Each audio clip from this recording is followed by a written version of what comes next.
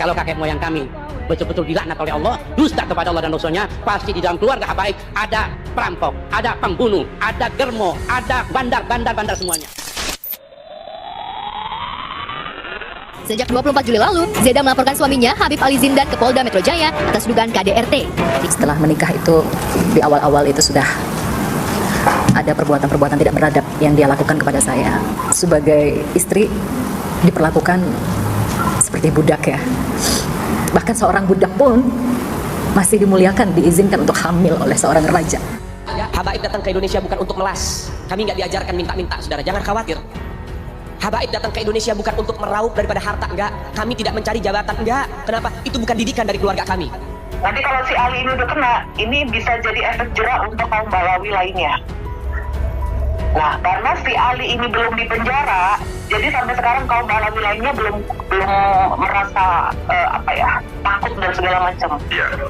Belum ada efek jerak. Si Alinya ini sekarang juga masih tertentang, dia merasa kebal hukum. Belum dipenjara. Bisa kamu menjarain saya? Nggak bisa.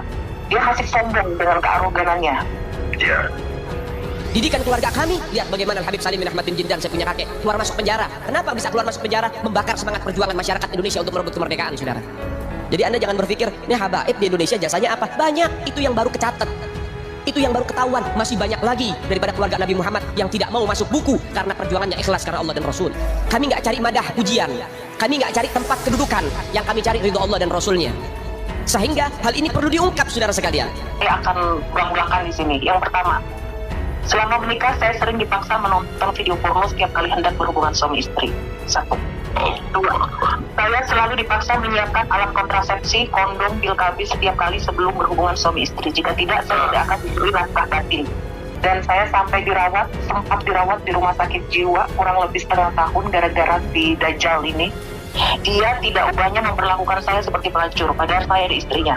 Yang ketiga, selama 2 tahun menikah, saya dilarang untuk hamil memiliki anak. Namun istri lainnya dihamili berkali-kali. Dia memperlakukan saya tidak ubahnya seperti budak seks. Kami nggak cari madah pujian, kami nggak cari tempat kedudukan, yang kami cari ridho Allah dan Rasulnya. Sehingga hal ini perlu diungkap, saudara sekalian. 4. Berkali-kali dia membujuk saya untuk melakukan seks menyimpang dari belakang, tapi saya selalu menolak. Itu kekerasan seksual. Dua kekerasan ekonomi. Saya jelaskan dulu, Pak. Ya, saya mohon izin sebelumnya. Dua kekerasan ekonomi. Selama 2 tahun menikah, dia tidak pernah memberi nafkah saya secara layak untuk makan, pakaian, dan lain-lain. 3 kekerasan psikis mental. Selama menikah, dia berselingkuh dengan puluhan perempuan. Kami nggak cari madah pujian, kami nggak cari tempat kedudukan, yang kami cari ridho Allah dan Rasulnya. Kalau kakek moyang kami betul-betul dilaknat oleh Allah, dusta kepada Allah dan Rasulnya, pasti di dalam keluarga habaib ada perampok, ada pembunuh, ada germo, ada bandar semuanya. Suka zina, tukang kawin buang. Puluhan wanita chat ke saya. Ada yang disetubuhi, dihamili, lalu ditinggal, tidak dinikahi.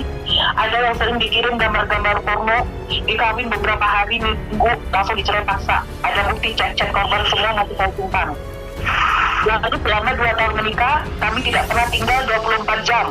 Dia tidak pernah menjaga melindungi saya selayaknya suami melindungi istrinya. Dia datang sesuka hatinya sekali, hanya beberapa jam dalam 1 bulan. Bahkan saya sering ditelantarkan sampai 3 bulan. Lalu saya ditinggal. Saya tidak ubahnya seperti pelacur buat dia. Dan saya ditelantarkan sampai detik ini. Ya Bapak, akibat adanya banyak kekerasan tersebut, saya pernah mencoba bunuh diri berkali-kali karena saya merasa buruk, saya merasa diperlakukan begitu hina. Saya mengalami depresi berat, akut, sampai dirawat di rumah sakit jiwa hampir setengah tahun. Ada bukti rekam medisnya, semua sudah saya serahkan ke penyidik. Bahkan sampai sedetik ini saya masih dalam perawatan psikiater, mengkonsumsi obat-obatan dari psikiater, dan saya sudah tidak bisa lagi beraktivitas normal seperti dulu. Ada bukti rekam medis semuanya, Pak.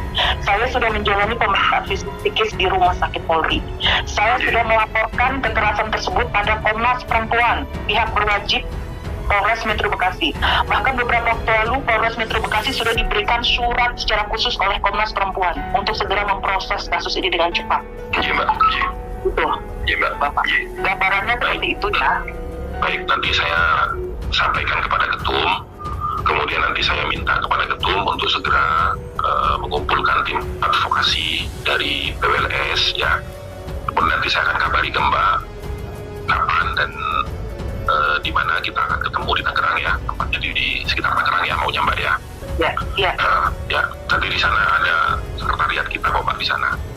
Itu jadi lebih baik ketemunya di sekretariat aja gitu kan, karena satu faktor lebih keamanan kepada Mbaknya sendiri. Gitu. Kalau Mbak Cleopatra sama ya, kurang lebih seperti itu ya.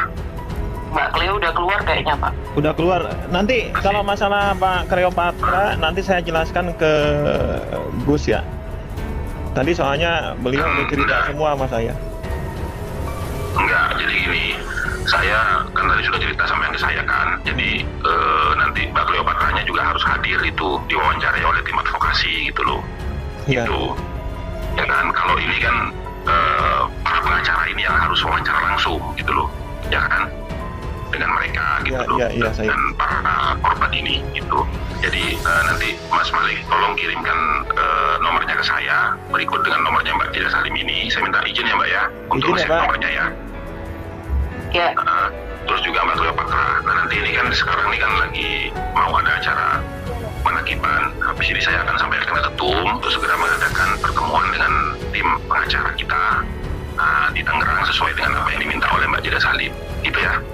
Oke? Ya. Oke. Ya, oke Mbak. Terima kasih ya Mbak ya. Ya, Mbak. Mohon maaf.